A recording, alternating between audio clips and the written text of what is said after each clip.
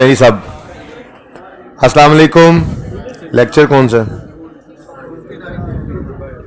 हाँ, सही से बताया करो ना भाई। खामोश हो जाएं प्लीज। भाई साहब इधर क्लास सामने तमाशा लगा हुआ यार, अजीब बात है आपकी यार। मैंने उधर ही मुंह करके बिठा देना आपको। लेक्चर 59 पोस्ट का स्टार्ट करते हैं जी। सीव्यू क्लब से पहले गोल्फ क्लब कितने बच्चों ने ये क्वेश्चन किया? घर जाके दोबारा हो गया था। ओके चलें, तो जो कंफर्टेबल हो रहे थे आप एनपीओ में, सीव्यू के सवाल ने थोड़ा सा उसको डिस्कम्फर्ट कर दिया। कोई मसला नहीं है, इसको आज डिस्कस करेंगे। तो फिर इस तरह की एडजस्टमेंट्स और जिस तरह के पहले सवाल की उस तरह की एडजस्टमेंट्स, ये मैक्सिमम मिलकर इसी तरह से सवाल आता है, तो वो फिर हमारी ज़रा तैयारी बेहतर हो जाएगी। सीव्यू कितने बच्चों ने अटेम्प्ट किया? अटेम्प्ट कितने बच्चों को लगता है कि ये डिस्कस किए बगैर भी काम चल जाएगा? अच्छा, वैसे पिछली क्लास के अंदर क्योंकि मैंने ये सॉल्व करा दिया है, यही किया है सवाल, इसलिए आपकी क्लास में यही होना है। मैं तो वैसे पूछ रहा था। चलें जी शुरू करते हैं। सबसे पहले है रिक्वायरमेंट। रिक्वायरमेंट क्या है जी? बोलें जी रिक्वायरमेंट।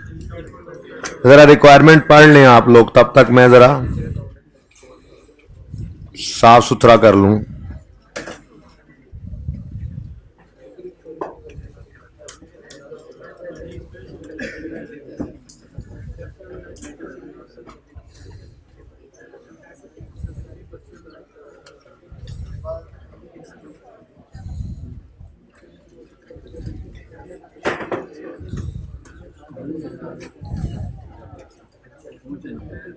जी बच्चों, रिक्वायरमेंट क्या है फरमा दें। स्टेटमेंट ऑफ फाइनेंशियल पोजीशन और इनकम एंड एक्सपेंडिचर अकाउंट। तो स्टेप 1,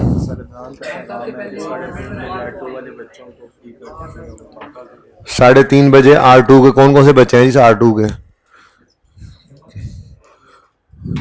3:30 बोला है इसने मुझे। ठीक है, 3:30 बजे आप चले जाइएगा। मैं कोशिश करूंगा 3:15 से ऑनवर्ड्स ही रिवीजन वाली बात हो, और ये हो जाएगा इंशाल्लाह। 1 घंटे 5-7 मिनट में इसको मैं क्लोज कर दूंगा। इसकी डिस्कशन को पूरा सवाल नहीं करना मैंने, जितना पिछली 2 क्लासेस में हुआ है।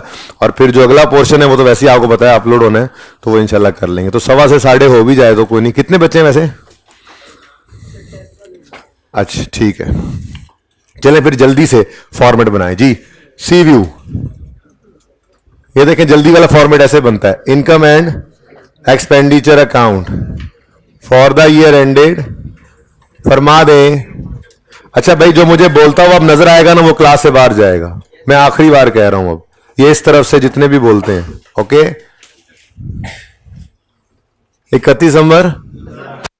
अच्छा, ये बोलते रहना, मैंने जो मैं पूछ रहा हूँ वो लिखवाते रहना, ये ना हो कि वो भी ना बोलें जी। इनकम्स और एक्सपेंसेस, थाउजेंड्स में क्वेश्चन करेंगे ये इंशाल्लाह।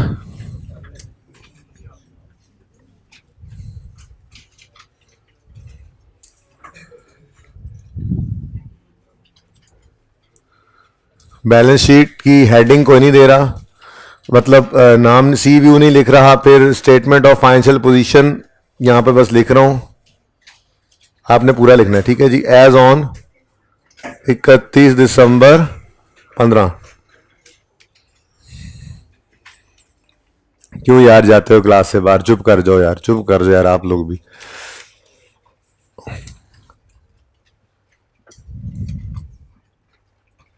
रुपीज इन थाउजेंड्स जी। सबसे पहले फंड्स एंड लाइबिलिटीज की हेडिंग आप लोग दे लीजिएगा, मैं नहीं दे रहा। ठीक है, फिर फंड्स, ओपनिंग जनरल फंड, फिर सरप्लस, और आंसर आ गया क्लोजिंग जनरल फंड। फिर लाया बिल्ली टीज, इसमें नॉन करंट भी हुआ करेगा, आप बड़े हो गए आप, और करंट भी हुआ करेगा। तो नॉन करंट लिख के 1-2 लाइनें, 2 लाइनें छोड़ दें, और करंट लिख लें, 4-5 लाइनें इसके लिए छोड़ दें। फिर एसेट्स, एसेट्स में नॉन करंट एसेट्स 4-5 लाइनें इसके लिए छोड़ दीजिएगा, और करंट एसेट्स बाकी का सफ़ा खाली।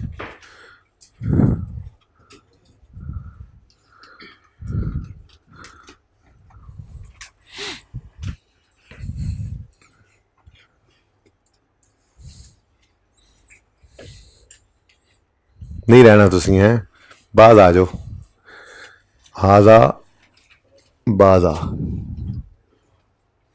उसके बाद सवाल, चूंकि आपने घर पे ट्राई किया है, चुनांचे आपको ये पता है कि ट्रेडिंग एक्टिविटी है, सेल ऑफ बेवरेजेस हुई है, लेकिन उसने रिक्वायर नहीं किया, तो कोई बात नहीं, working on trading activity.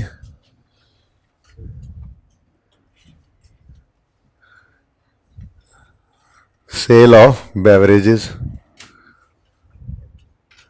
Sales less cost of sales, gross profit, और फिर यहां से वर्किंग टू स्टार्ट कर देंगे। ठीक है जी, फॉर्मेट बन गया। आ जाए फिर सवाल की तरफ। अनलकीली सवाल में जो तरतीब थी वो जिसको हम फॉलो करते थे वो नहीं गिवन थी। ओपनिंग क्लोजिंग बैलेंसेस गिवन होते थे, हम उनसे लेजर्स को ओपन करते थे और सवाल हमारा जल्दी जल्दी हो जाता था। पूरे सवाल में ओपनिंग क्लोजिंग नहीं गिवन थे, बल्कि हमें एडजस्टमेंट्स में से खुद ओपनिंग क्लोजिंग निकालने थे। अच्छा, इनफैक्ट ओपनिंग तो होना ही को नहीं था, क्योंकि पहली लाइन क्या है, CVU club started its operations on यकम फरवरी 15 और 31 दिसंबर 15 पे इनकम एक्सपेंडिचर बैलेंस शीट बना रहे हैं, तो ये तो पहला ही साल है, तो ओपनिंग बैलेंसेस तो सारे के सारे जीरो थे। ठीक है, चलें, ओपनिंग से तो जान छूट गई। अच्छा, अब दो तरह से सवाल चल सकता था, या तो आप रिसीट पेमेंट वाली फिगर्स के हिसाब से चलें, वहां से फिगर को उठाएं और जो एडजस्टमेंट उसको हिट कर रही हैं उसको साथ पढ़ते जाएं, या फिर एडजस्टमेंट्स को उठाएं और जो उसी फिगर रिसीट पेमेंट में आ रही है उसको उठा लें। तो दोनों तरह से ही सही था। बहरहाल आप पर्चे में जैसे मर्जी चलें, मैंने तो अपनी तरतीब से चलना है, मैं तो एडजस्टमेंट भी अपनी तरतीब से ही कराऊंगा, ठीक है ना। तो लेकिन पढ़ लें एक बार सवाल को। रिसीट पेमेंट अकाउंट के अंदर स्पॉन्सर्स कंट्रीब्यूशन आ रहा है, ज्वाइनिंग फी आ रही। ज्वाइनिंग फी क्या होती है, बल्कि यहीं से पढ़ना शुरू करते हैं, ये पहली लाइन से। Sponsors of the club contributed 50 million, ये क्या है जी, इसकी क्या एंट्री होगी? ओपनिंग नहीं है, ओपनिंग नहीं है, ओपनिंग जीरो है।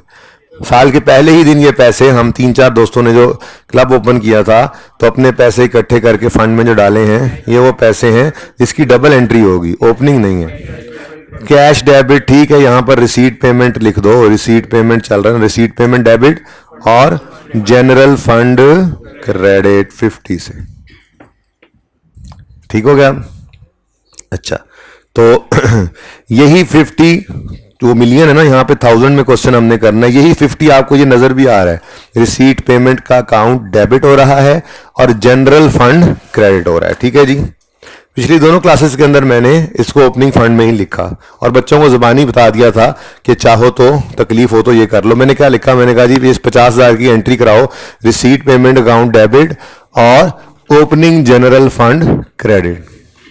और फिर मैं ये लिखने के बाद मैंने कहा जिनको तकलीफ हो रही है कि यहाँ पर ओपनिंग क्यों लिखा हुआ है, वो यहाँ पर जीरो कर दें और एक लाइन यहाँ पर ऐड करें, उसमें लिखें फ्रेश कंट्रीब्यूशन और इसको यहां पर लिख दें। दोनों ही सही हैं, लेकिन अक्सर ऐसा होता है ना कि आपने फॉर्मेट बना लिया, उसमें लाइन नहीं छोड़ी, तो कोई बात नहीं, ओपनिंग के सामने लिख लें, वो भी चलेगा, ठीक है।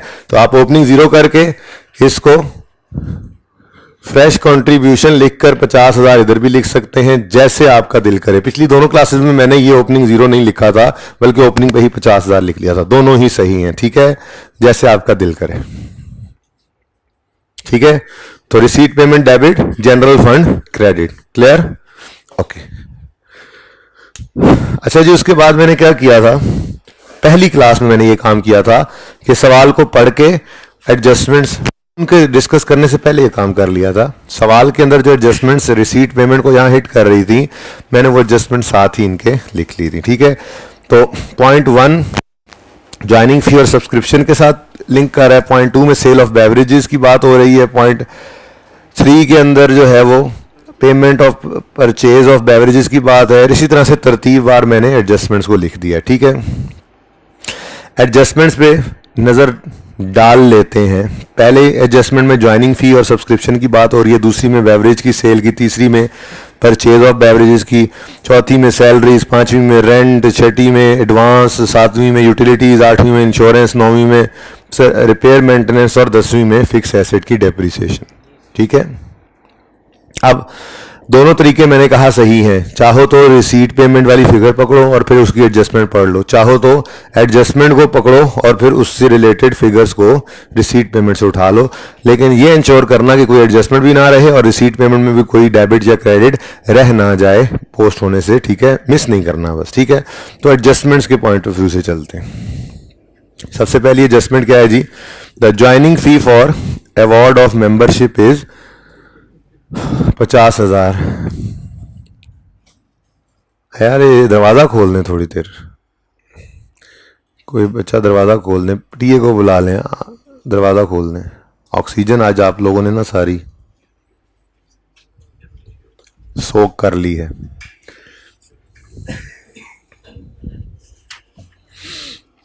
अच्छा जी, कोई नहीं, थोड़ा आगे आने दो, जहां पे रुक जाए वहां पे रुक जाए, ठीक है। अच्छा जी, ये क्या है? मेंबरशिप की ज्वाइनिंग फीस, ये क्या है? क्या है ये? इनकम है। आपको बताया था सोर्स ऑफ इनकम जो है वो नॉन प्रॉफिट ऑर्गेनाइजेशन के होते हैं। डोनेशंस हो गए, सब्सक्रिप्शंस हो गई, ज्वाइनिंग फी यानी मेंबरशिप फी जिसको कहते हैं, ये मेंबरशिप फी हो गई। इसी तरह से कोई ट्रेडिंग एक्टिविटी कर रहे हैं तो ये डिफरेंट सोर्सेज ऑफ इनकम है किसी भी नॉन प्रॉफिट ऑर्गेनाइजेशन के। तो जब भी कोई बंदा आता है उसे कहा जाता है कि 50,000 रुपये जमा कराओ, तुम्हें मेंबरशिप तब मिलेगी, ठीक है। अच्छा, अब जितने मेंबर्स आए होंगे उतने से मल्टीप्लाई करके हम ये इनकम को रिकॉर्ड कर लेंगे, ठीक है। आगे वो कहता है कि मेंबरशिप फी तो 50,000 है, उसके बाद एनुअल सब्सक्रिप्शन 24,000 है। मतलब एक बार 50,000 देकर उन्हें मेंबरशिप दे देते हैं और उसके बाद 24,000 हर साल सब्सक्रिप्शन ली जाती है, ठीक है। असल में ना इस सवाल की एडजस्टमेंट यही वन ही सबसे ज़्यादा टेक्निकल थी, इसलिए मैं सबसे पहले यही करवा रहा हूँ। 15-20 मिनट शायद इसी पे लग जाए, सुकून से करेंगे इसको। उसके बाद तो फिर एक एडजस्टमेंट कराऊंगा, 3 उस जैसी हैं, फिर एक उससे बाद वाली एडजस्टमेंट इस काबिल भी नहीं होंगी कि आपको करवाई जाए, पढ़ के देखेंगे, ठीक है। तो मसला सिर्फ इसी के अंदर, पूरे ध्यान से इसको देखो, बहुत टेक्निकल काम की एडजस्टमेंट है। कई अगले सवालों में भी जैसी एडजस्टमेंट आपको मतलब मिलती जुलती आपको जो है वो मिल रही होंगी आगे। अच्छा जी, अब वो कहता है जी मेंबरशिप फी 50,000 है और सब्सक्रिप्शन एनुअल कितनी है? 24,000। आगे कह रहा है ऑल न्यू मेंबर्स पे 3 years सब्सक्रिप्शन इन एडवांस। जो भी आता है हम उसे कहते हैं, एक 24,000 नहीं, 24,000 इंटू 3 करो 72,000। तो 50,000 तो दो ना, मेंबरशिप देंगे तुम्हें। फिर मेंबरशिप मिल गई तो अब 72,000 अगले 3 साल की सब्सक्रिप्शन आज ही जमा करवाओ, अगले 3 साल सर्विसेज देते रहेंगे तुम्हें, कोई पैसे तुम्हें देने की जरूरत नहीं पड़ेगी, ठीक है जी। अब आगे कहता है the memberships were awarded as follows. March के महीने में 110 लोग हमारे मेंबर, 112 लोग मेंबर बने। जून में 98, सितंबर में 101 और दिसंबर में 100। तो पूरे में टोटल कितने मेंबर्स? 416 मेंबर्स हमने रजिस्टर, हमारे मेंबर्स 416 बन गए। अब ये हर मेंबर से हमने 50 रुपए ज्वाइनिंग फीस लेनी और मेंबर से हमने 72,000 3 महीने की सब्सक्रिप्शन भी एडवांस में ले लेनी है जिस दिन वो आए। तो इसका मतलब 416 मेंबर्स 50-50 रुपए देंगे। 1000 में अगर बात करें तो कितना बनता है जी? 20,800। जरा चेक करो ऊपर, 20,800 ही ज्वाइनिंग फीस में लिखा हुआ है, ठीक है। इस 20,800 की एंट्री क्या करोगे? रिसीट, पेमेंट, डेबिट और इनकम क्रेडिट कर दोगे, ठीक है। उसके बाद फिर उन्होंने कहा कि हर मेंबर 72,100 देगा, यानी 416 मेंबर्स आएंगे, हर एक को कहेंगे 24 तो 1 साल का है, आप 3 साल का इकट्ठा करके हमें पे करें, तो ये टोटल कितने बन जाएंगे? 29,952। इसकी एंट्री होगी रिसीट पेमेंट डेबिट सब्सक्रिप्शन का अकाउंट, तो ये भी आपको नजर आ रहा है यही अमाउंट है, ये पैसे भी रिसीव किए हैं। जाहिर है वो कह रहे हैं भाई साहब क्यों शक्ल बना रहे हो, वो कह रहे हैं जो मेंबर भी आता है 3 महीने की सब्सक्रिप्शन एडवांस में लेते हैं। इस साल में मार्च, जून, सितंबर और दिसंबर तक टोटल 416 मेंबर्स आ गए। तुम उसको मुड़ के देख लो, मुंह देखो, उधर ही मुंह करके बैठ जाओ तुम जी। 416 मेंबर्स इस साल हमारे बन गए, हर एक से 50-50 हजार ले लिया और हर एक से 72-72 हजार भी ले लिया, तो ये 72 हजार ही तो है। ये 24 का 3, 24 इंटू 3 72, तो हर एक मेंबर से 3 साल की एडवांस सब्सक्रिप्शन ली है, तो 29,952।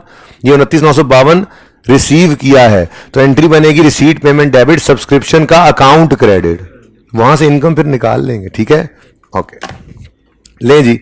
तो ये दो एडजस्टमेंट्स को पुट कर देते हैं, प्लेस कर देते हैं, ये रिसीट पेमेंट का डेबिट और ये रिसीट पेमेंट का डेबिट, ये रेलेवेंट जगह पे क्रेडिट करके आते हैं। ठीक है, तो ज्वाइनिंग फी तो डायरेक्ट इनकम में जाएगी। ठीक है, तो रिसीट पेमेंट एंट्री बोलो, रिसीट पेमेंट डेबिट ज्वाइनिंग फी इनकम जो है वो क्रेडिट 20,800 से। ठीक है जी,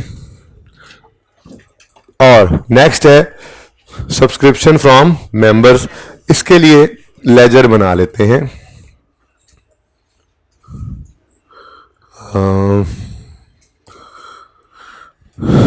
नंबर 2 सब्सक्रिप्शन इनकम का लेजर।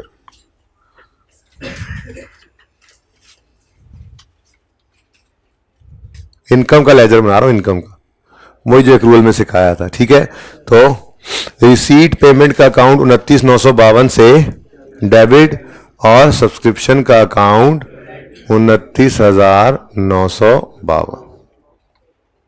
ठीक है जी। ज्वाइनिंग फी क्या होता है? ज्वाइनिंग फी होता है, बंदा बता ही देता है। ओके, कोई टाइम नहीं, थोड़ा खुला टाइम है आपकी क्लास में जी। ओपनिंग में कितना रिसीवेबल था? अच्छा, एडवांस तो होगा भाई, ये ऑर्गेनाइजेशन का वजूद ही नहीं था 1 जनवरी पे, ओपनिंग कुछ भी नहीं है। ठीक है, ओके। नाउ 2 चीजें इसमें अब मिसिंग है, एक इनकम एक्सपेंडिचर की फिगर और दूसरा क्लोजिंग में रिसीवेबल। रिसीवेबल तो हो ही नहीं सकता भाई, हर एक से तो अगले 3 साल के पैसे एडवांस में ले रहे हैं, तो फिर रिसीवेबल का तो सवाल ही पैदा नहीं होता। हाँ होगा तो फिर एडवांस होगा। ठीक है, तो 2 क्वेश्चन मार्क्स हैं आज हमारे पास, प्रॉब्लम ये। ठीक है, अब आज तक जो 4 स्टेप्स वाली है उसके अंदर हम क्या करते आए हैं, हम कहते थे जी ओपनिंग लिखें, कैश लिखें, क्लोजिंग कैलकुलेट करें, बैलेंसिंग इनकम या एक्सपेंस निकल आएगा।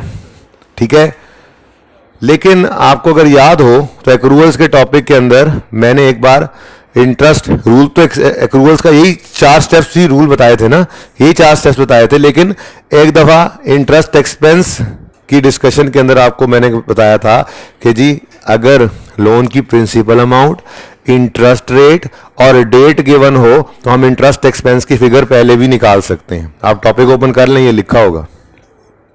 ऐसे ही रेंट एक्सपेंस के बारे में आपको बताया था कि अगर रेंटल की अमाउंट और जिस दिन प्रॉपर्टी एक्वायर की वो डेट सवाल में हमें बता दे तो हम रेंट एक्सपेंस की फिगर भी पहले निकाल सकते हैं, प्रॉफिट एंड लॉस में जानी है। वही बात मैं आज दोबारा करने लगा हूं कि अगर सब्सक्रिप्शन इनकम के केस में अब ये बात कर रहा हूं, क्या अगर नंबर ऑफ मेंबर्स बता दे, सब्सक्रिप्शन की अमाउंट बता दे और डेट ऑफ ज्वाइनिंग बता दे तो हम इनकम की फिगर पहले भी कैलकुलेट कर सकते हैं।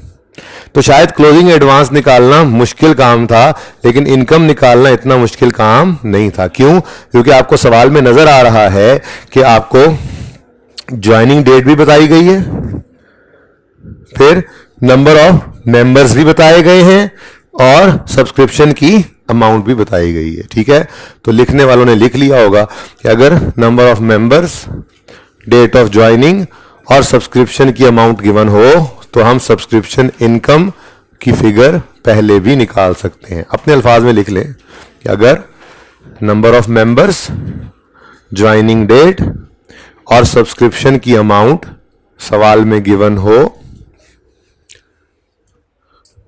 सब्सक्रिप्शन की अमाउंट, नंबर ऑफ मेंबर्स और ज्वाइनिंग डेट अगर सवाल में गिवन हो तो हम इनकम की फिगर पहले भी निकाल सकते हैं।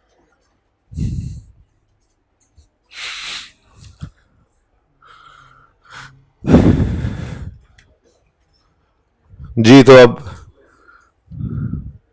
वर्किंग 2.1 करते हैं। आज सब्सक्रिप्शन इनकम निकालते हैं।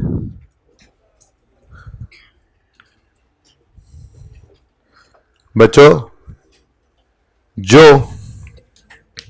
ये 112 मेंबर्स मार्च में तशरीफ लाए और हमारे मेंबर बने, इनसे हमने टोटल तो 72,000 लिया है। एक साल का कितना बनता था? 24। अच्छा, इस साल के अंदर क्या 24 के बराबर सर्विसेज हमने इनको दे ली हैं? क्यों? वो जनवरी फरवरी में तो थे ही नहीं। इसका मतलब इस साल में इन मेंबर्स को हमने 10 महीने की सर्विसेज दे ली हैं। तो 24,000 तो पूरे साल का है। अगर पूरे साल सर्विसेज देते तो हम 24,000 को इनकम में डाल देते, लेकिन मार्च में आने वाले मेंबर्स को हमने 10 महीने सर्विसेज दी हैं। तो इनके 24,000 को, हर एक के 24,000 को 10/12 करेंगे तो हमारी इनकम आ सकती है। यानी हम इनके पैसों में से 24,000 जो है उसमें से 10 महीनों को, 24,000 12 महीनों का है, साल का है, ठीक है। इसमें से हम 10/12 करके जो इनकम इनकी बनती है वो हम निकाल सकते हैं। जून वालों को कितने महीने सर्विसेज दी? 7 महीने। तो 24,000 का 7/12 इनमें से इनकम में जा सकता है। फिर सितंबर वालों कितने महीने? 4। तो 4 महीने इनकी इनकम में डाल दो, और दिसंबर वालों का 1 महीना, ठीक है। तो फिर इनकम की फिगर पहले निकल सकती थी। भाई एसी काम नहीं कर रहे, क्या चक्कर है ये क्लास में? जी, मार्च लिखने की अब जरूरत नहीं है, बस आप खुद मेंबर्स लिखो। सबसे पहले कितने मेंबर्स आए मार्च में? 112। हर एक से 24 लिया, लेकिन सारा 24 आप इनकम में नहीं डाल सकते। कितने महीने सर्विसेज दिए इनको? तो 10/12 एंड पे कर लेते हैं। फिर कितने मेंबर्स आए? 98। इनसे भी साल का 24 बनता था, लेकिन सिर्फ इनको 7 महीने की सर्विसेज दी, तो 7/12, ठीक है। फिर 101 आए, इनको 4 महीने सर्विसेज दी, तो 4 महीने की इनकम बना लो, ठीक है। फिर 105 इंटू 1/12, तो ये हमारे पास आ जाएगी इनकम। अब टोटल जितना रिसीव किया वो, और इधर लिख देंगे इनकम, तो बाकी सारे का सारा फिर एडवांस में आ जाएगा, ठीक है ना। तो बताओ जी, 2243128021, बस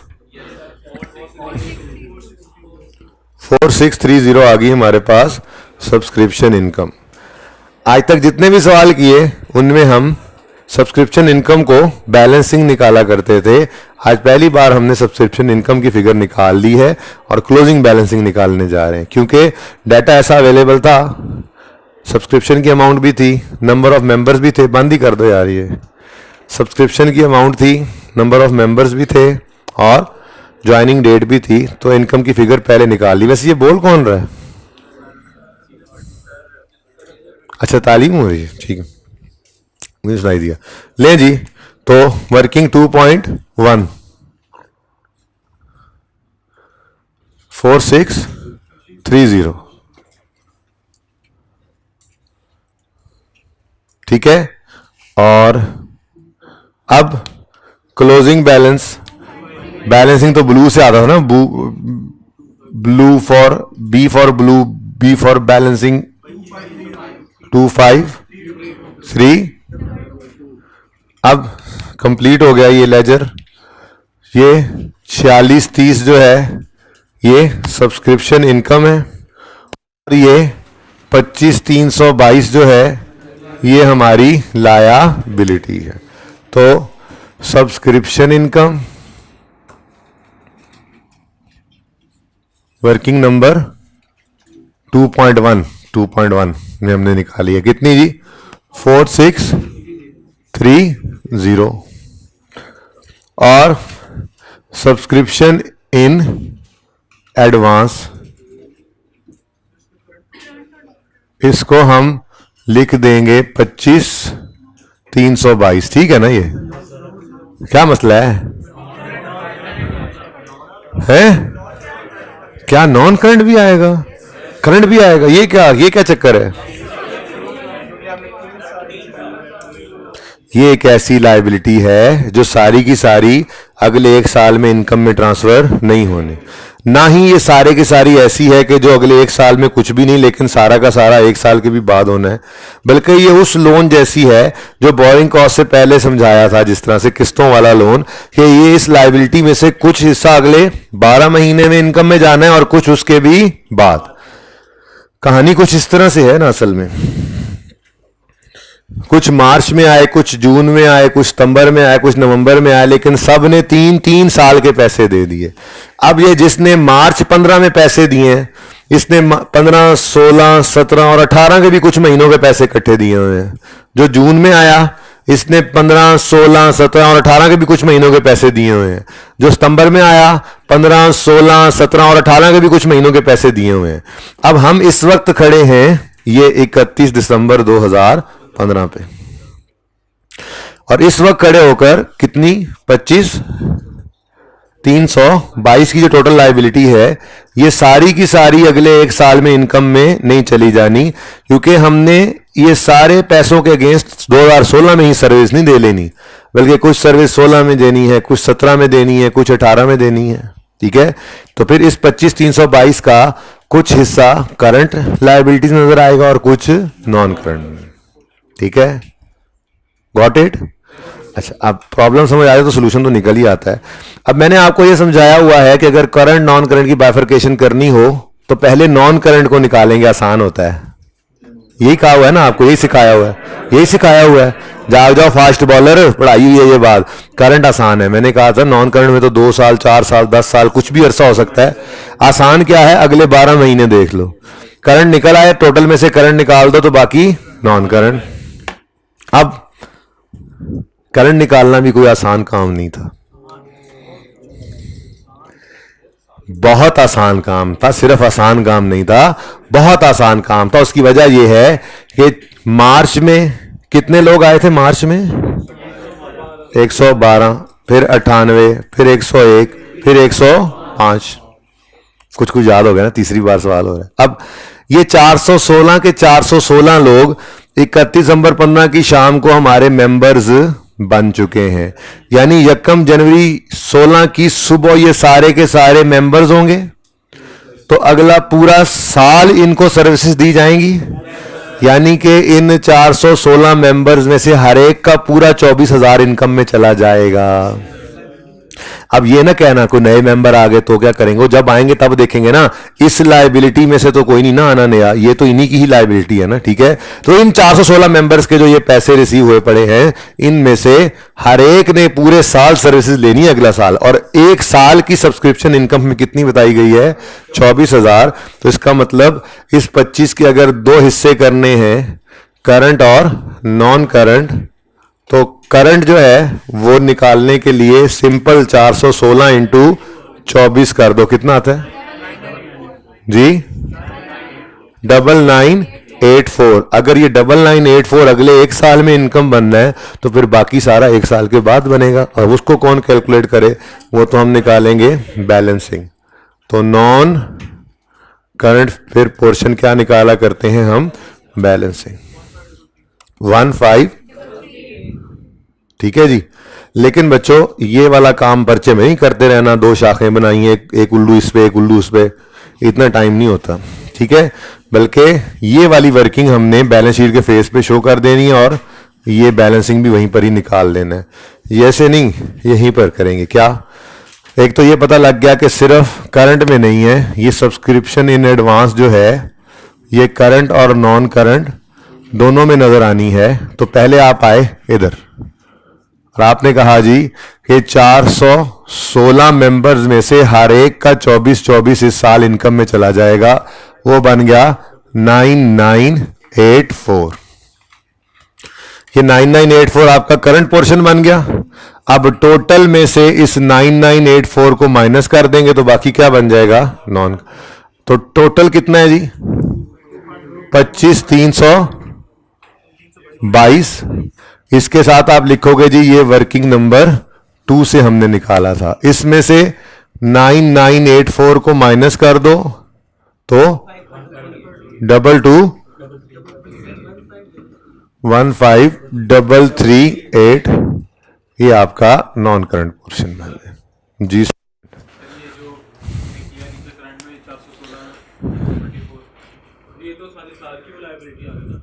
बेटा सारे साल की इनकम आई है, लेकिन अगले साल की, इस साल तो अभी ये भी लाइबिलिटी में पड़ा है। इस साल पूरा 25,322 लाइबिलिटी है, जिसमें से हम कह रहे हैं कि ये अगले एक साल में इनकम में चला जाएगा। इसके अगेंस्ट हम इतनी पैसों की हम सर्विस अगले एक साल में दे लेंगे ना, तो बाकी अगले एक साल में देखो ना, ये सारे यहां पर मेंबर्स होंगे, अगला पूरा साल इनको सर्विस देनी है, तो 416 के 416 इंटू 24,000 ये इनकम में जाएगा। अभी नहीं गया, अभी ये 25 का 25 लाइबिलिटी है, इसमें से 9984 अगले इस साल में इनकम में चला जाना है तो उसको करंट लाइबिलिटी शो कर दिया, और बाकी अगले एक साल में भी नहीं जाएगा बल्कि उसके भी बाद जाना है 17 में 18 में, तो उसको नॉन करंट में फेंक दिया। ठीक है, ये नहीं सोचना नए मेंबर्स आएंगे तो क्या करेंगे, नए मेंबर्स जब आएंगे तो तब देखेंगे ना, इस क्लोजिंग लाइबिलिटी में तो वो नहीं ना पड़े, वो जब होंगे तो फिर उनको भी ऐड कर लेंगे कैश में, उनकी भी वर्किंग कर लेंगे। ओके, ये है जी एडजस्टमेंट नंबर 1 और 2। इसको देख लें, कोई क्वेश्चन है तो पूछ लें, नहीं तो फिर हम आगे चलें। ये जो करंट के अंदर जो ये रहा था सर, वो ये 31 दिसंबर 15 से लेकर आगे 31 दिसंबर 16 तक।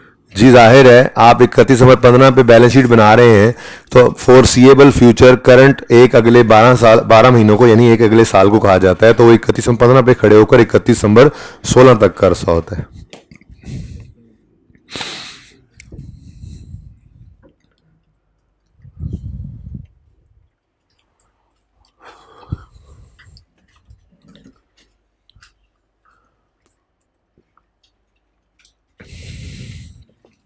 जी भाई, अभी कंफ्यूज हो, बोलो जरा, कौन है कंफ्यूजिंग वाला? अभी भी कंफ्यूज हो तुम? थोड़ा थोड़ा पढ़ा करो।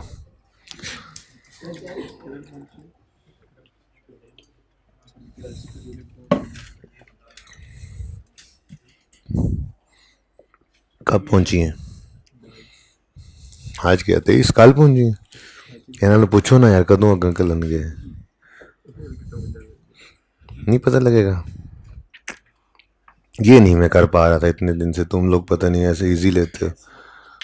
जी बेटा, हाँ जी, ये इधर देख लो, ये इधर भी है, हाँ ये इतने दूर देख रहे हो, ये 25322 है जो, ये क्लोजिंग लाइबिलिटी है। ठीक है जी, नहीं,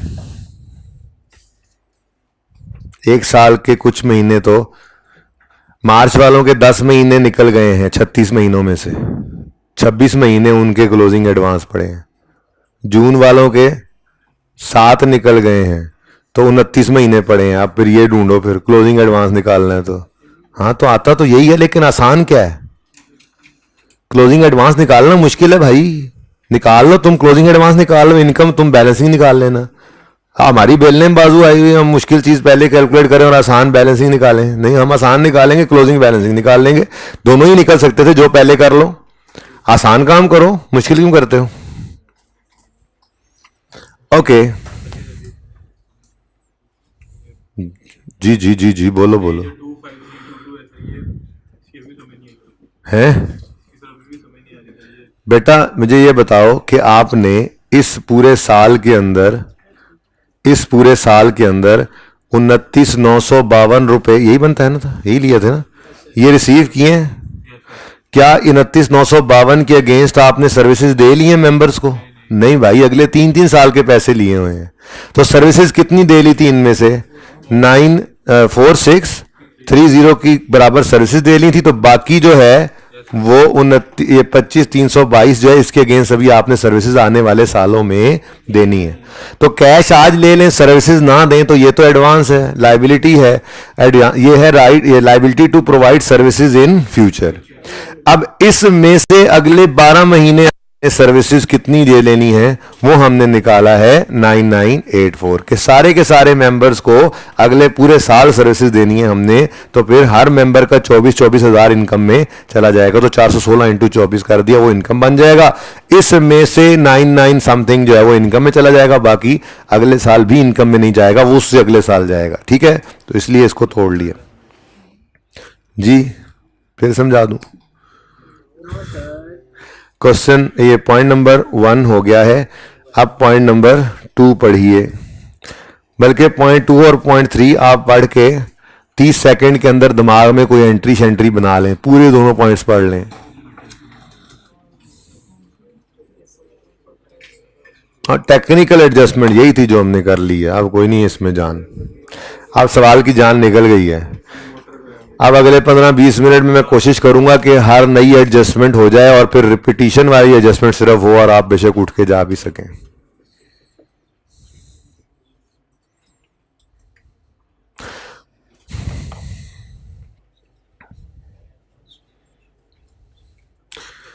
जी point 2, all sales of beverages are billed in the first week of next month. क्या मतलब है इसका? मतलब कि जो जनवरी की सेल होगी उसका बिल फरवरी में बनेगा, है ना? जनवरी में सेल ही नहीं होगी। और भाई चुप कर जाया करो यार, मत बोला करो। ये मास्क उतारो ना, तुम मास्क उतारो, ये तुमने जिस लिए लगाया हुआ है ना, मुझे पता है, इसको उतार दो। आज के बाद मेरी क्लास में मास्क ना लगाना वरना निकल जाना। ये तुम एक लगा के बैठते हो सिर्फ इसलिए कि मैं बोल सकूं, ठीक है? ओके जी बच्चों, इंपॉर्टेंट बात यह है कि जनवरी की सेल होनी ही कोई नहीं है। मैंने जब बोला कि जनवरी की सेल का बिल फरवरी में आएगा तो आप मुझे यहीं रोक दें कि सर जनवरी में तो सेल ही नहीं होनी, फरवरी में ऑपरेशन स्टार्ट हो रहे हैं, ठीक है? अच्छा चलो, तो फरवरी की सेल का बिल मार्च, मार्च का बिल अप्रैल, अप्रैल का बिल मई, नवंबर का बिल दिसंबर, और दिसंबर का बिल जनवरी में, ठीक है? तो हर महीने का बिल अगले महीने में। नॉर्मली होता भी ऐसे है कैफेटेरियाज पे, कैंटीन्स पे, ठीक है? आप लोगों के साथ नहीं, लेकिन एम्प्लॉयज के साथ, यहाँ पे स्टाफ के साथ ऐसे ही, ठीक है? ये पूरा महीना वो यहाँ से सर्विसेज यूज करते रहेंगे कैफेटेरिया की, कैंटीन की, ठीक है? और महीने के एंड पे, जब महीना एंड होगा तो फिर कैंटीन वाले बिल बनाएंगे और अगले महीने के स्टार्ट में वो बिल सर्व कर दिया जाएगा और उस बिल को देखते हुए पेमेंट कर देंगे कस्टमर्स कैंटीन वालों को, ठीक है ना? तो यही ऐसे ही हो रहा है। वो कह रहे हैं all sale of beverages are billed in the first week of next month, ठीक है? And the payment is received in the same month. इसका क्या मतलब है? इसका मतलब यह है कि फरवरी की सेल का बिल मार्च में जाएगा और पैसे फरवरी में ही आ जाएंगे। हाँ, ये बेवकूफाना सोच नहीं रखनी फिर आपने। अंग्रेजी का मतलब ये, इस अंग्रेजी का मतलब ये है कि आपने फरवरी का बिल मार्च में भेजा तो उस मार्च वाले महीने में ही वो पैसे आ जाएंगे। इसका मतलब ये है। ये ना सोच लेना कि उसने जो अंग्रेजी लिखी ना कंफ्यूजिंग सी थी, आप सोचो जी बिल तो मार्च में जाएगा, पैसे उसको इल्हाम हो जाएगा कितने पहले वो फरवरी में दे देगा। ऐसा नहीं होता, तो आप अंग्रेजी पढ़ो। All sale of beverages are billed in the first week of next month and payment is received in the same month। का मतलब क्या है कि जिस महीने में बिल जाता है उसी महीने में फिर पैसे भी आ जाते हैं, ठीक है? तो अब यूं कहते हैं कि फरवरी की सेल के पैसे आ जाएंगे मार्च में, मार्च की सेल के पैसे, और जून की, और अगस्त की, और नवंबर की सेल के पैसे, और दिसंबर के पैसे। यूं ना कहो दिसंबर के पैसे दिसंबर में नहीं आएंगे, हमारा साल एंड हो जाएगा तो ये क्लोजिंग में क्या होगा? रिसीवेबल। इसका मतलब क्या हुआ कि ये सेल ऑफ बेवरेजेस का जो 1500 है, जो आज तक हम डायरेक्ट सेल में ले जाते थे कि जी यही सेल है, कोई डेटर तो है नहीं, आज मैं इसको सेल नहीं कह सकता। ये तो कैश रिसीव्ड है। कितने महीनों का होगा? 11 का ना? भाई जनवरी तो है ही नहीं, ठीक है, और दिसंबर का रिसीव हुआ नहीं, तो फिर ये कितने महीनों का कैश पड़ा है? तो सेल हम कैश की बेस पे रिकॉर्ड नहीं करते, हम एक्रूअल बेस ऑफ अकाउंटिंग को फॉलो करने वाले लोग हैं। हम तो सेल को रिकॉर्ड कर लेंगे जब गुड्स डिलीवर हो चुकी। तो इसका मतलब आज डेटर का लेजर बनाएंगे। क्या करेंगे? तो डेटर बेवरेजेस का लेजर बनेगा।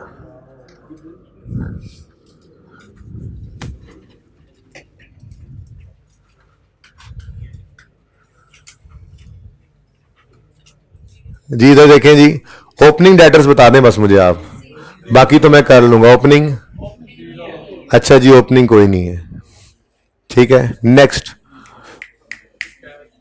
1500 की एंट्री बोलो। Receipt payment account debit, debtor का अकाउंट क्रेडिट। वो जो कैश आता था इस तरफ वही है, कितना? 1500,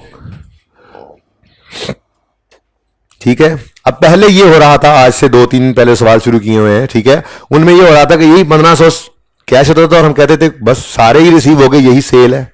लेकिन आज ऐसा नहीं है। आज दिसंबर के महीने की सेल जो है उसके पैसे रिसीव नहीं हुए, लेकिन सेल तो हो चुकी है, ठीक है। अब वो आखिरी लाइन में उसने बताया ये sale of beverages during December 15 amounted to 150। तो ये 150 की सेल दिसंबर की है, लेकिन ये दिसंबर को पैसे रिसीव नहीं हुए, तो फिर क्लोजिंग डेट पे ये क्या है? रिसीवेबल है। तो क्लोजिंग डेटर आ गया 150। तो फिर सेल्स की फिगर बैलेंसिंग कितनी गई? सेल्स बैलेंसिंग आ गई 1650, ठीक है जी।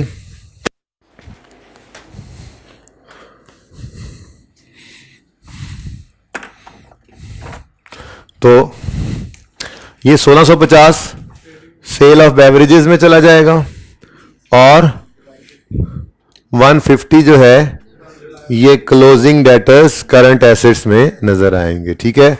तो सेल्स 1650 वर्किंग 3 से और करंट एसेट्स में डेटर्स ऑफ बेवरेजेस,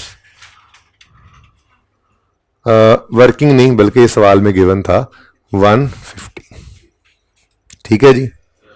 अच्छा ये डायरेक्ट भी हो सकता था लेजर बनाए बगैर। वो कैसे हो सकता था? आप पहले जैसे वो पहले दिन हमने सेल ब्रैकेट में लिख दी थी वो कराची सोशल क्लब वाले सवाल में, आप 1500 की एंट्री करते, receipt payment debit cell credit यहां ब्रैकेट में, और फिर एंड पे लिखते ओहो 150 की सेल तो रिकॉर्ड नहीं हुई, तो उसकी एंट्री करते, लेकिन कैश नहीं है आज डेटर है, एंट्री करते डेटर डेबिट सेल क्रेडिट, यहां पे ऐड हो जाती, तो ये 1650 आ जाता और ये 150 आ जाता। लेकिन उससे कंफ्यूज हो सकते थे, यही ठीक है। नहीं हो कंफ्यूज तो वैसे भी कर सकते हो, लेजर बनाने का टाइम बचा सकते हो।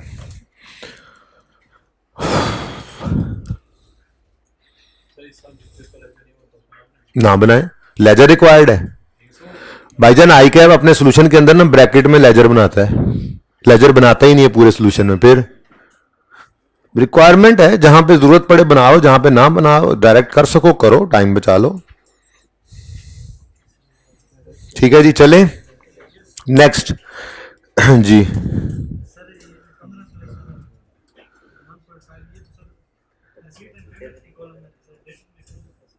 बेटा डेटर के अंदर कैश रिसीव्ड तो आता होता था ना, तो ये कैश ही लिखा हुआ है, ये कैश डेबिट डेटर क्रेडिट हुआ पड़ा है, ठीक है।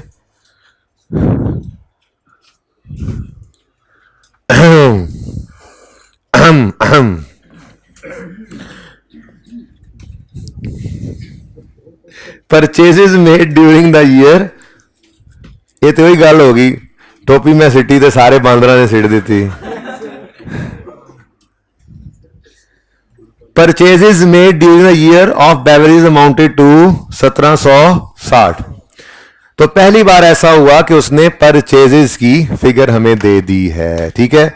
अच्छा सुनो, वैसे तो आप परचेज को डायरेक्ट लिख लो, फिर आगे क्रेडिटर का लेजर बाद में भी निकल सकता था, लेकिन मैं पूरी बात ही पढ़ा देता हूं। वो क्या 1760 की परचेजेस कर रहा है, और अगर आप इधर देखो ना पेमेंट टू क्रेडिटर्स का जो लफ्ज यहां पे मैंने लिखा हुआ है payment for purchase of beverages में, वो कितना आ रहा है 1367।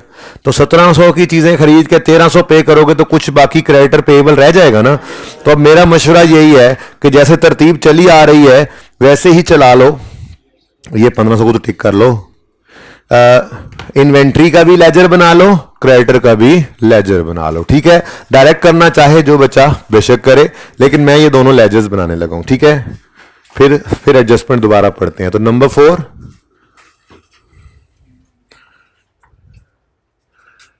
Inventory of beverages. भाई 20 मिनट तक जाना, पहले ना जाना, अच्छा ओके। हाँ, जब तक मैं कहूँ ना तब तक ना जाना। कोई नहीं, स्टार्ट में सर भी थोड़ा वेट करेंगे तुम्हारा। 3:30 तक कहा था ना सर ने वैसे। हाँ,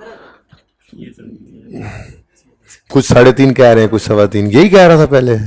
अच्छा चले, कोई नहीं, सर को कहना सर जी स्टार्ट में ना, पहले सरदान को कहना स्टार्ट में कुछ 10 मिनट। हेलो भाईजान, सरदान को जाकर कहना कि स्टार्ट में कुछ 10 मिनट ना, 10 मिनट जरा ऐसे ही बस थोड़ा आए बाएं शाएं कर लें। बच्चों को जो है ना 3:25 तक इंशाल्लाह भेज दूंगा मैं। अच्छा, वो 20 तक फिर भेज दूंगा मैं। चलो जाके लेकिन बता देना, ये ना हो तुम भी उसमें शामिल हो जाओ शुगल में जाके, ठीक है जी। इन्वेंट्री ओपनिंग कितनी है ये बता दो। अच्छा चलो शुक्रिया। नंबर 5, क्रेडिटर्स का लेजर भी बना लेते हैं। क्रेडिटर्स ऑफ बेवरेजेस, इसका ओपनिंग बता दो। ये भी 0 ही है, सब कुछ 0। ओके, नाउ एडजस्टमेंट पढ़ते हैं।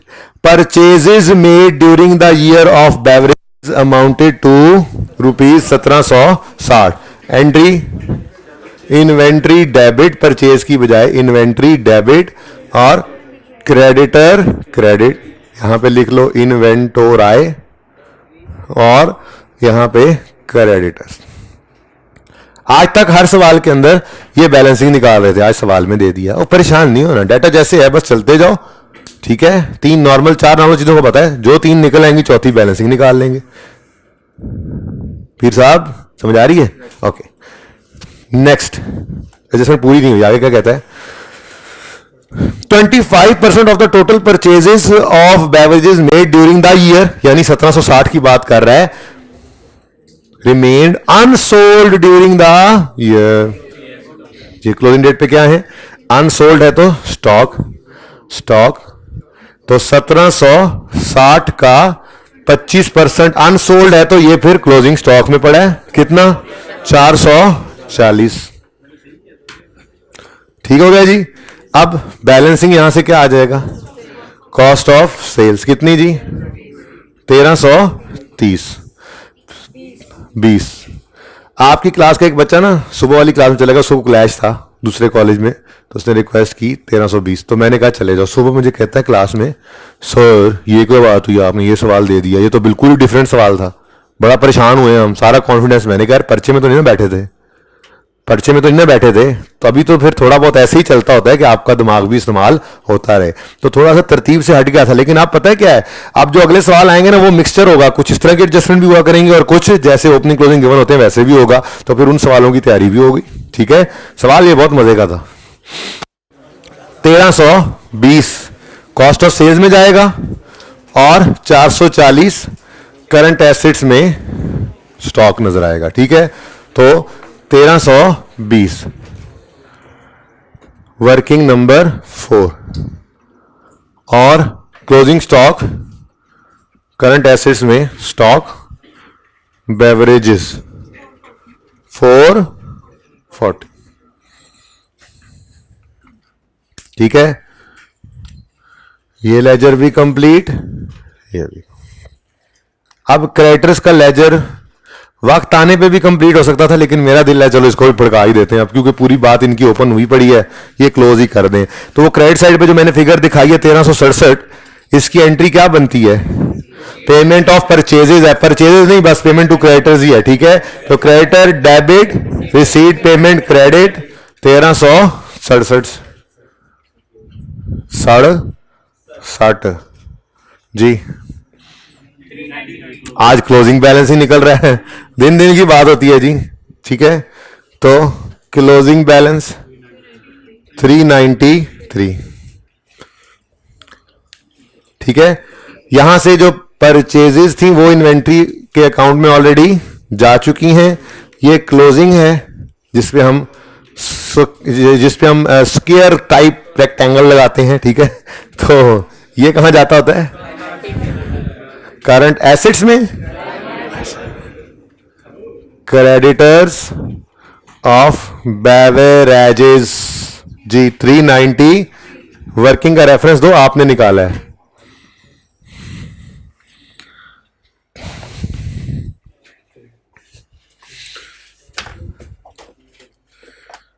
जी 0.23 क्लियर है मेरी तरफ से, तो आप देख लेंगे, क्वेश्चन है तो पूछ ले।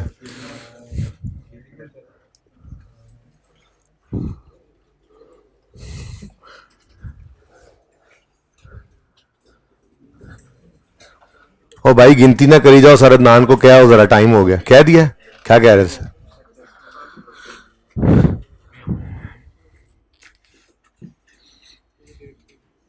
फास्ट बॉलर जोड़ियों में हंट करते हैं ना। Fast bowler. चल जाने ले यार। हाँ नहीं नहीं नहीं नहीं, पहुंच गए हैं, चल। अब वहां से यहां तक लाना तेरी जिम्मेदारी है। मुझसे बच्चे रोज पूछते हैं पर टाइम नहीं होता, ये अब तेरे जिम्मे है बेटा, ठीक है जी। स्टूडेंट है कौन सा 150? ये क्लोजिंग डेटर है। हाँ एसेट ही है, डेटर क्लोजिंग एसेट होता है जो अगले महीने रिसीव होना है। Yes of course, right to receive cash in अगला महीना। या तो तू जान के करना है या फिर वाकई तेन स्लो समझ आती है। अच्छा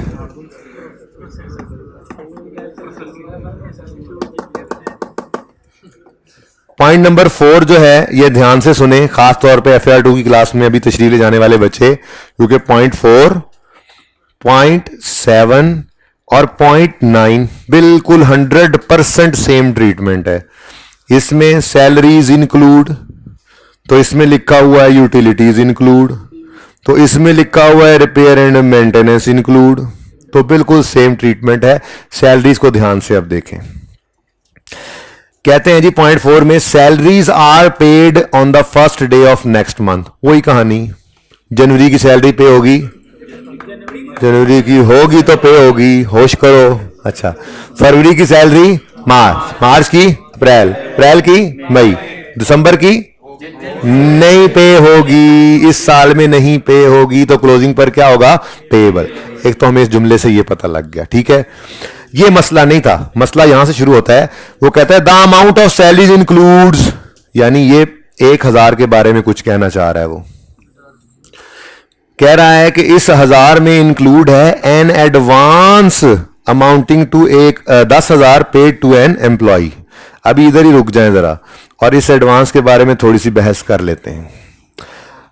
आप एम्प्लॉय से सर्विसेज लेते हैं और उसको फिर पैसे देते हैं, जिसको सैलरी एक्सपेंस कहते हैं। अगर आपने अभी उससे सर्विसेज नहीं ली और पैसे पहले दे दिए, तो चाहे कल कलां वो पैसे वापस करे या वो उन पैसों के अगेंस्ट आपको सर्विसेज देकर आहिस्ता आहिस्ता पैसे कटवाए, दोनों सूरतों में आपने आज जो ये एडवांस उसको दिया है इसको एक्सपेंस नहीं कह सकते। ये आज जो एडवांस आपने दिया है ये आपकी किताबों में एसेट होगा, एसेट होगा। आज जब आप एंट्री करोगे तो आप इसकी एंट्री क्या करोगे? एडवांस डेबिट कैश क्रेडिट, ठीक है ना? क्यों? अच्छा ये एडवांस एसेट क्यों है? मैंने आपको गुड्स के बारे में एग्जांपल दी थी ना। आपने अभी गुड्स आपको आई नहीं, आपने अपने सप्लायर को पहले पैसे दे दिए एडवांस में। आपने कहा कि जब गुड्स आ जाएं तो मुझे डिलीवर कर देना। तो जब आज आपने पैसे दिए तो आपने एंट्री पास की advance to supplier debit cash credit. ये आपका एसेट है, राइट है to receive goods in future. समझ आ रही है बेटा? Right to receive goods in future. ऐसे ही ये एडवांस टू स्टाफ है, ये भी आपका एक राइट है, right to receive services in future भी हो सकता है। और अगर एम्प्लॉय कह दे कि मैं पैसे ही वापस कर दूंगा, फिलहाल मुझे एडवांस दे दो सैलरी अगेंस्ट, ठीक है, तो वो right to receive cash in future भी हो सकता है। बहरहाल है ये क्या चीज? एसेट। अब वो कह रहा है कि 1000 के अंदर ये 10 रुपए एडवांस पड़ा है, ठीक है, जो कि एम्प्लॉय को पे किया 1 दिसंबर पे, ये एडवांस जो है ये एम्प्लॉय ने अगले साल फरवरी में वापस कर देना है। अब अगर ये 1000 के अंदर पड़ा रह गया और सारे 1000 की एंट्री आपने कर दी salary expense debit cash credit, तो ये तो गड़बड़ हो जाएगी। ठीक है, तो ऐसी एडजस्टमेंट जिसमें इस तरह से इंक्लूड वाला लफ्ज आएगा, आपने एक दरख्त लगाना है जिससे 2 शाखें निकालनी है और दोनों शाखों पे एक एक उल्लू बिठाना है और फिर कहना है अंजामे गुलिस्तान क्या होगा। तो इसमें से एडवांस है, एडवांस टू स्टाफ या एम्प्लॉय जो भी लिख लें 10 रुपए, और बाकी फिर सैलरीज एक्सपेंस है बैलेंसिंग 990। तो इन दोनों की एंट्रीज डिफरेंट हैं। इस 10 रुपए की एंट्री होगी एडवांस टू स्टाफ डेबिट, और रिसीट एंड पेमेंट लिख लो, कैश लिख लो समझने के, कैश क्रेडिट 10 रुपए से। जबकि इस 990 की एंट्री बननी है, भाई ध्यान से इधर देखो, सर ने कह दिया अभी 10 मिनट बाद शुरू करेंगे, ठीक है ना, इसलिए पूरा ध्यान इधर दो, अभी उधर ना ध्यान जाए तुम्हारा जी। सैलरीज एक्सपेंस डेबिट और रिसीट पेमेंट या कैश जो भी कह लो वो क्रेडिट हो गया 990 से। असल में ना ये कैश या रिसीट पेमेंट के क्रेडिट पे तो लड़ाई नहीं थी, ठीक है, ये इस पे तो लड़ाई नहीं है। यानी ये जो क्रेडिट हुआ है ना 1000, बस ये क्रेडिट जरा तोड़ के कर दिया आपने कि 10 अलग जगह डेबिट, 10 का क्रेडिट इधर ही है, डेबिट एडवांस में है, और 990 का क्रेडिट इधर ही है, इस पे कोई लड़ाई नहीं थी, बस डेबिट सैलरी एक्सपेंस में। ठीक है, तो अगर आप ये पोस्ट करें एंट्रीज, तो ये एंट्रीज यूं पोस्ट होंगी। अब इन दोनों को अलग अलग पोस्ट करना है। ठीक है, तो advance to staff current assets में लिखोगे ना, 2 महीने बाद तो आ जाना। एडवांस टू स्टाफ, इधर देखो, एडवांस टू स्टाफ 10 रुपए से डेबिट और रिसीट पेमेंट अकाउंट 10 रुपए से क्रेडिट। ठीक हो गया। नेक्स्ट, सैलरीज एक्सपेंस के लिए अब लेजर ओपन कर लेते हैं, नंबर 6।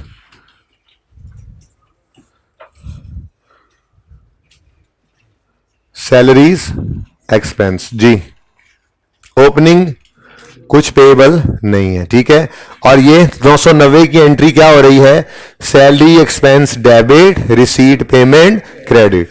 तो 990 से सैलरी एक्सपेंस का अकाउंट डेबिट और रिसीट पेमेंट का अकाउंट क्रेडिट, यानी वो ये 1000 पूरा क्रेडिट हो गया है, बस इसके डेबिट के ऊपर लड़ाई थी।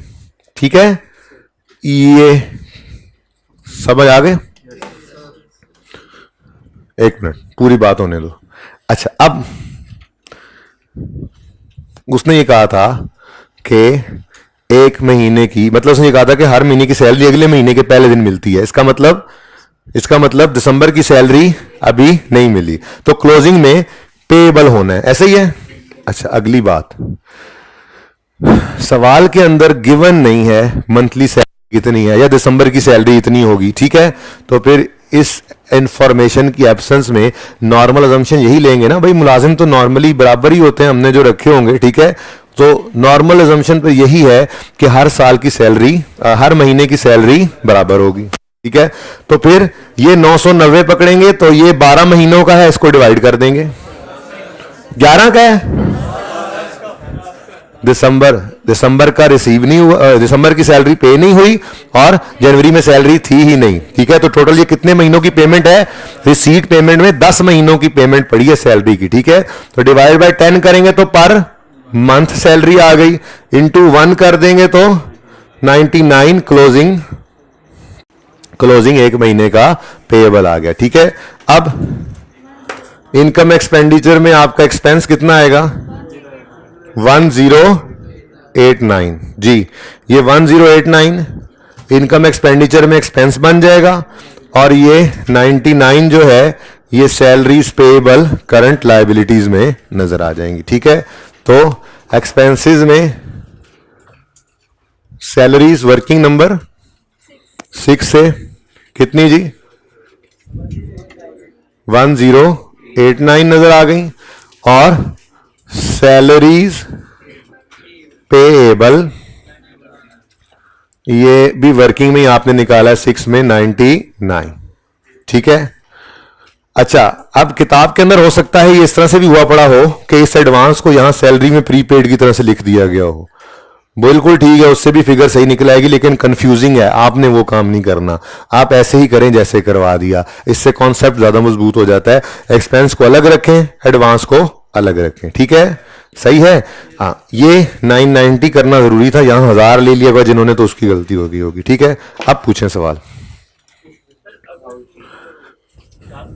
हाँ, अगर वाला सवाल वैसे, चलो अच्छा पूछो, जल्दी बोलो, टाइम नहीं है, उसने जाना है। एक्सपेंस नहीं करना मैंने, वो तो वापस आ जाने हैं। आगे बोलो भाई, मैंने तो कहा है अगर ना भी करना हो तो वहां लिख सकते हैं। मैं अभी ये बोल के आया हूं, आप सोए हुए थे, मैंने कहा इसी लेजर में डेबिट साइड पे लिख सकते हैं 10, गलत नहीं है, लेकिन आपने नहीं लिखना। ये मैंने उनको कहा जिन्होंने मेरी बात माननी है, आपने लिखना तो लिख लें।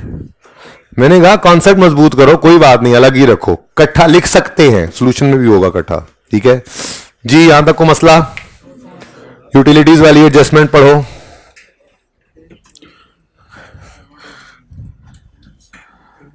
भाई ये 0.5 के अंदर सुनो, 0.5 के अंदर सिंपल रेंट 3 साल का है, 0.6 के अंदर कुछ भी नहीं है, उसने कहा है एडवांस है प्लॉट का, आपने एसेट्स में छोड़ना है। 0.8 में इंश्योरेंस की सिंपल सी एक्रूवल की एडजस्टमेंट है, और 0.10 के अंदर डेप्रिसिएशन है। जाना चाहो तो जा सकते हो। पॉइंट नंबर, ये वैसे भी मैंने अब उधर कोई भी कुछ भी नोट नहीं करना बोर्ड पे, अब जो भी होना है यहां पर होना है, डिस्कशन करके इनको कहना है कंप्लीट करो, ठीक है जी। पेमेंट नहीं, लेकिन ये पॉइंट नंबर 7 और 9 ये जरा जल्दी से करवाओ मुझे, और फिर रेंट वाली एडजस्टमेंट भी करवाओ, फिर ब्रेक करेंगे, ओके। यूटिलिटीज वाली एडजस्टमेंट जल्दी से पढ़ो, 30 सेकंड में दिमाग में एंट्री कर लो, ताकि भाई जाते जाते यूटिलिटीज वाला भी देख जाए।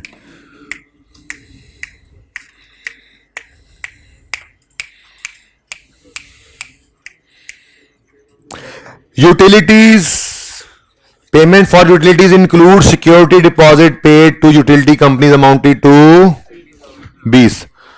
देखो, आपने वापडा का मीटर लगवाया, सिक्योरिटी डिपॉजिट दिया, तो ये सिक्योरिटी डिपॉजिट आपका इलेक्ट्रिसिटी एक्सपेंस नहीं होगा, आप इसको एसेट कहोगे, और जब कभी ये मीटर वापस करोगे वापडा को, तो आपको एडवांस वापस करेंगे। तो मसला ये है कि इस 570 के अंदर 20 डिपॉजिट पड़ा है और 550 यूटिलिटीज होंगी। कोई बिल हो सकता है, बिजली का भी हो सकता है, गैस का हो सकता है, पानी का हो सकता है, कोई भी बिल हो सकता है, सफाई का हो सकता है, यूटिलिटीज जो उसने लिख दिया, ठीक है। अब इसके साथ भी 100% सेम ट्रीटमेंट करना है। यूटिलिटीज में 20 जो है वो सिक्योरिटी डिपॉजिट है, और बाकी जो है वो यूटिलिटीज एक्सपेंस है। ये बैलेंसिंग निकालना है आपने 550। इस 20 की एंट्री करोगे, सिक्योरिटी डिपॉजिट डेबिट, और रिसीट पेमेंट या कैश जो भी लिखना है लिख लो, क्रेडिट। और इस 550 की एंट्री क्या होगी? हाँ जी, utilities expense debit, receipt payment credit, ठीक है। 100% सेम ट्रीटमेंट। सिक्योरिटी डिपॉजिट इसी तरह से बैलेंस शीट में जाकर लिखोगे, लेकिन लिखना नॉन करंट में। ये नॉर्मली इस तरह का एसेट नहीं होता कि आप 3 महीने बाद मीटर वापस करो पैसे आ जाएंगे, ये बस लॉन्ग टर्म के लिए डिपॉजिट्स पड़े होते हैं, तो नॉन करंट में इसको लिख लेना, ठीक है। सिक्योरिटी डिपॉजिट डेबिट, जैसे अभी एडवांस डेबिट किया बैलेंस शीट में, ठीक है। रिसीट पेमेंट क्रेडिट, और यूटिलिटीज का आपने बना लेना है लेजर, ठीक है। यूटिलिटीज का जो लेजर बनेगा,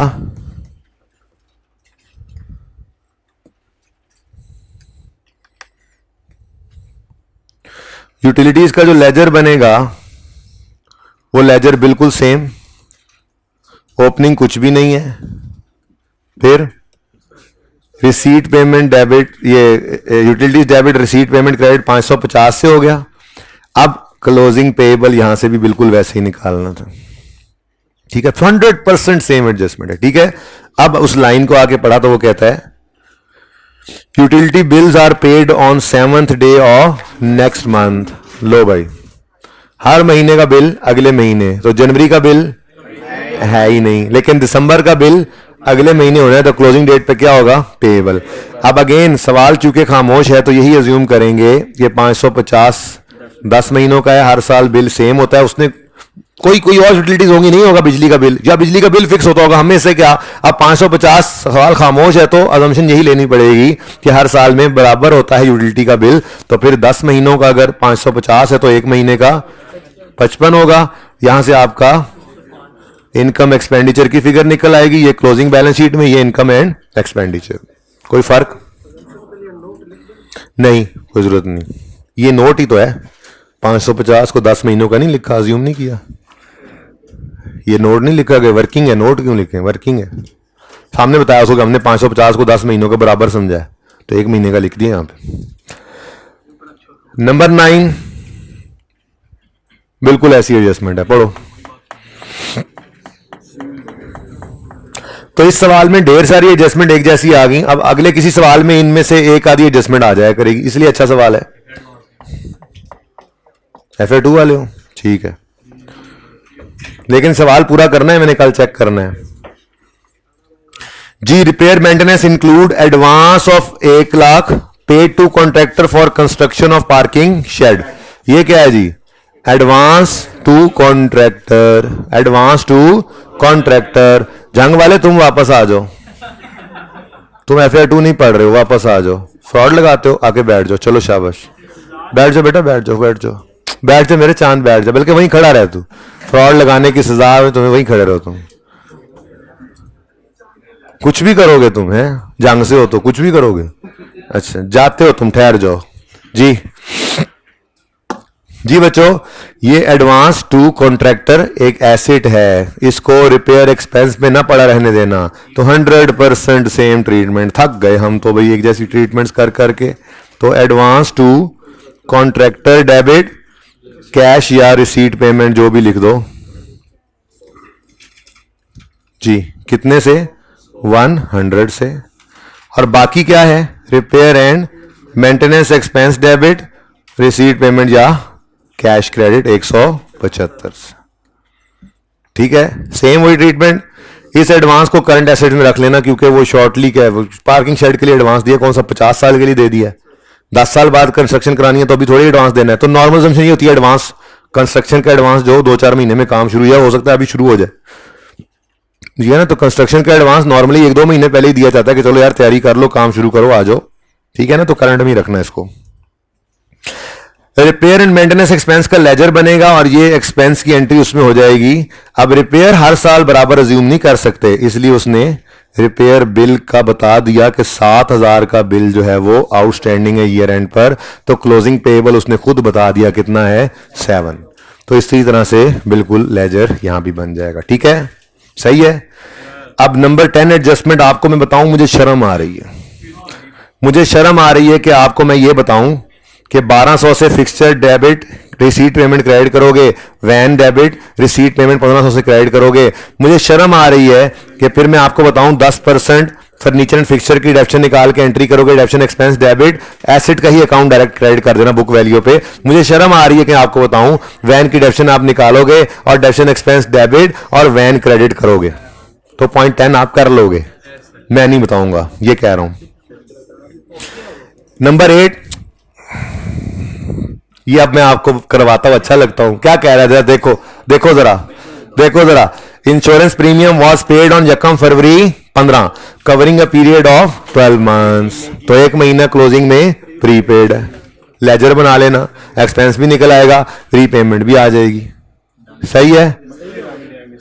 ओके, नंबर 6, ये पॉइंट वैसे ही था, कहता है असल में ना ये रिलेट इससे कर रहा था, ये एडवांस फॉर प्लॉट जो है, ये जब आपने रिसीट पेमेंट सारा टिक करना है ना, तो ये 65,000 भी जो है ये भी टिक होना है, इसकी एंट्री होनी है advance debit receipt payment credit. इसी के बारे में उसने शायद लिखने की कोशिश की है यहाँ पे कि presently club is operating under rental premise on rental premises, however a land has been purchased on which construction would commence shortly. Land खरीद लिया है, लेकिन ऊपर वो लैंड नहीं लिख रहा, वो कह रहा है एडवांस फॉर लैंड। उसकी वजह क्या है, उसकी वजह अगली लाइन है, कहता है नाम होगा लैंड तब जब कंप्लीशन हो जाएगी लीगल फॉर्मेलिटीज की। तो अभी नाम नहीं हुआ हमारे, इसलिए आप land debit receipt payment credit नहीं कर सकते। कोई नहीं, एडवांस करंट एसेट्स में रख लें, वो कह रहा है शॉर्टली ये हमारे नाम हो जाएगा, तो फिर हम एडवांस क्रेडिट करके प्लॉट ऑफ लैंड डेबिट कर लेंगे, ठीक है ना। तो ये ऐसे ही कोई इनसिग्निफिकेंट सी ये एडजस्टमेंट थी, ये बस आपने एडवांस फॉर प्लॉट को डेबिट करके बैंक को क्रेडिट करना है। और जो आखिरी एडजस्टमेंट मैंने करवानी है, जिसके बाद फिर तुमसे मैं पूछूंगा तुम क्यों जाना चाह रहे हो, फिर केस तुम्हारा देखते हुए तुम्हें छुट्टी दी जाएगी या रोक ली जाएगी, ठीक है। वो क्या है जरा पढ़ लो। Rent for 3 years was paid in advance on यकम फरवरी, जज्बाती हो गए हम, और ये 3600 रुपए का रेंट जो है ये यकम फरवरी को अगले 3 साल का इकट्ठा ही पे कर दिया। यानी ये 3600 36 महीनों का है, यानी हर महीने का 100 रुपए है, ठीक है। तो ये 3600 का जो रेंट है, इसके लिए अगर आप रेंट एक्सपेंस का लेजर बनाएं तो ओपनिंग में प्रीपेड कख नहीं है, ना कोई पेएबल है, लेकिन ये 3600 की एंट्री पड़ेगी rent expense debit receipt payment credit. अब चाहो तो इनकम एक्सपेंडिचर वाली फिगर पहले निकाल लो, चाहो तो क्लोजिंग पहले निकाल लो, क्योंकि एक साल का, एक महीने का 100 एक्सपेंस है। तो वरना चलो आप ऐसे भी लिख सकते हो, आप यहां पे लिख लो यूं 3600, ये 36 महीनों का है जी, तो हमें चाहिए 12 महीनों का, 12 का नहीं, यकम फरवरी से ये प्रेमिसेस यूज करना शुरू की, ठीक है। तो 1100, तो क्लोजिंग 2500। लेकिन मसला यह है कि ये क्लोजिंग सारे का सारा प्रीपेड करंट में नहीं आना था। क्यों? अगले 3 साल की प्री पेमेंट है। अभी 11 महीने इस साल में इनकम में चले, एक्सपेंस में चले गए, 25 महीने अभी तक हमने अगले प्रीपे किए हुए हैं। तो अगले साल में तो 12 महीने आते हैं ना, 25 तो नहीं आते, ठीक है। तो 12 महीने करंट एसेट में प्री पेमेंट, प्रीपेड रेंट, और 13 महीने जो है वो नॉन करंट में। ये वही बात है जी, वही बात है। करंट क्या बात है, 3600 डिवाइडेड बाय 36 कर लो, करना है तो, वरना 100 से भी मल्टीप्लाई, डायरेक्ट 100 भी लिख सकते थे, ठीक है, एक बार पता लग जो गया, इंटू 12 जी। 1200 करंट में और नॉन करंट में फिर बस बैलेंसिंग लिख दो, ठीक है। 1300 बैलेंसिंग लिख दो, फिर क्या कैलकुलेशन करनी, ठीक है। उम्मीद है ये सवाल पूरा हो जाएगा। हाँ कंप्लीट करना है, मैं चेक करूंगा, मैं चेक करूंगा कल इंशाल्लाह।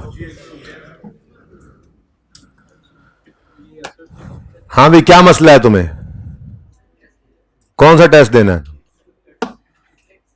कितने बजे तक जा सकते हो टेस्ट रूम में?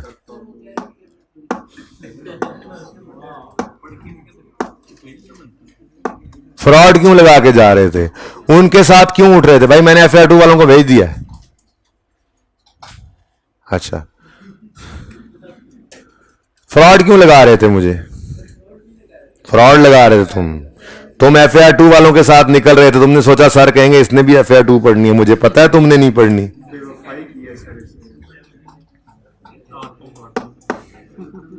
कान पकड़ो, कान पकड़ लो, कान पकड़ लो, साथ वाले के, आगे वाले भाई। अरे रहने दे, रहने दे। नहीं मुर्गा क्यों बनाऊं, मशवरे दे। दूसरा कहते तोता बना ले, ऐसा मैं उमरू यार।